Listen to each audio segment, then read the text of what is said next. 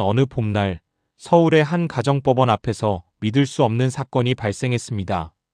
이혼 소송이 한창 진행 중이던 한 남편이 소송 당일 극단적인 선택을 한 것입니다. 그리고 남겨진 아내는 더 끔찍하고도 믿기 힘든 현실과 마주하게 됩니다. 이 사건은 단순한 이혼 중 불행한 사고로 끝나지 않았습니다. 이는 대한민국 가정법의 사각지대, 가족 해체 과정에서의 정서적 공백, 그리고 제도적 무관심이 만들어낸 복합적인 사회 문제였습니다. 사건의 주인공인 어씨 부부는 결혼 17년 차였습니다. 오랜 시간 쌓여온 불화 속에서 결국 아내가 먼저 이혼을 청구했습니다. 남편은 이에 강하게 반발했고 갈등은 극단으로 치달았습니다. 법원은 조정 절차를 거쳐 이혼 여부를 판단하려 했지만 첫 조정 당일 남편은 변호사 사무실 근처 건물 옥상에서 극단적 선택을 감행했습니다. 현장에는 남편의 유서가 있었습니다. 그 안에는 가정을 지키고 싶었다는 절절한 문장과 함께 세상은 내 말을 들어주지 않았다는 자조가 담겨 있었습니다. 그러나 진짜 문제는 그 다음에 시작되었습니다. 우리나라 법에 따르면 이혼은 한쪽이 사망해도 자동으로 성립되지 않습니다. 즉, 이혼 절차 중 한 배우자가 사망하면 부부관계는 여전히 혼인 중으로 간주됩니다. 이로 인해 극단 선택을 한 남편의 유산은 고스란히 아내에게 상속됩니다. 그런데 여기서 충격적인 반전이 일어납니다. 남편은 살아생전 지인과 지자체에 거액의 빚을 지고 있었고 그 채무가 모두 아내에게 법적 책임으로 넘어오게 된 것입니다. 아내는 말 그대로 빚까지 상속받은 상황이 된 것입니다. 사망 직후 몇 주 안에 상속 포기나 한정 승인을 하지 않으면 모든 빚을 떠안게 되는 대한민국의 상속법 현실. 당황한 아내는 이를 알았을 땐 이미 기한을 넘긴 상태였습니다. 남편은 스스로 생을 마감했지만 정작 고통의 중심에 남겨진 이는 아내였습니다. 그녀는 더 이상 이혼 소송을 이어갈 수도 가정을 되돌릴 수도 없는 상태가 되었고 수천만 원에 달하는 채무 통지서만 매달 집으로 날아들기 시작했습니다. 심지어 일부 지인들은 당신이 이혼을 원했기에 그가 극단적 선택을 한 것이라며 그녀를 비난했습니다. 온라인 커뮤니티에서도 양극단의 반응이 엇갈렸습니다.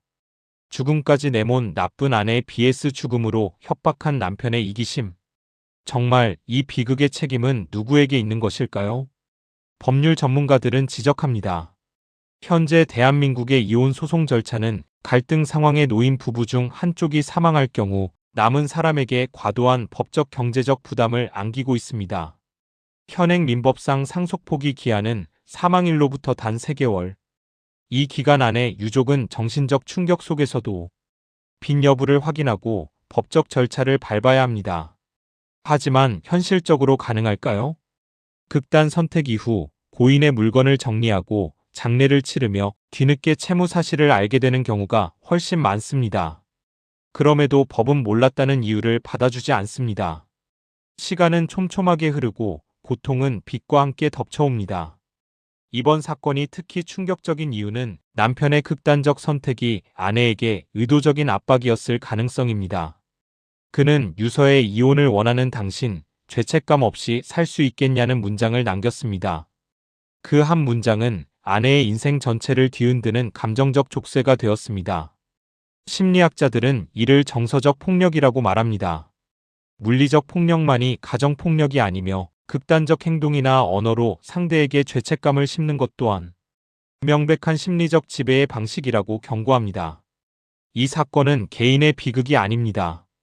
이것은 제도적으로 방치된 구조 속에서 벌어진 사회적 창극입니다. 이혼 과정에서 벌어지는 심리적 갈등, 상속법의 미비, 상담 시스템의 부재, 그리고 사후 정리 지원 부족까지 지금도 수많은 이들이 이혼을 시도하다가 극단적 상황에 내몰리고 있습니다. 가정법원은 가정을 심판하는 곳이 아닙니다.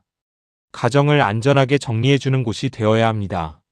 이혼은 끝이 아닌 또 다른 시작입니다. 하지만 그 과정이 이처럼 비극으로 얼룩진다면 누구도 새 삶을 시작할 수 없습니다. 제도는 냉정했지만 우리는 따뜻할 수 있습니다. 극단으로 치닫는 가족 해체의 순간 국가는, 사회는, 그리고 이웃은 어떻게 함께 손을 내밀어 줄 수 있을까요? 그리고 우리는 또 다른 어씨가 생기지 않도록 무엇을 바꿔야 할까요?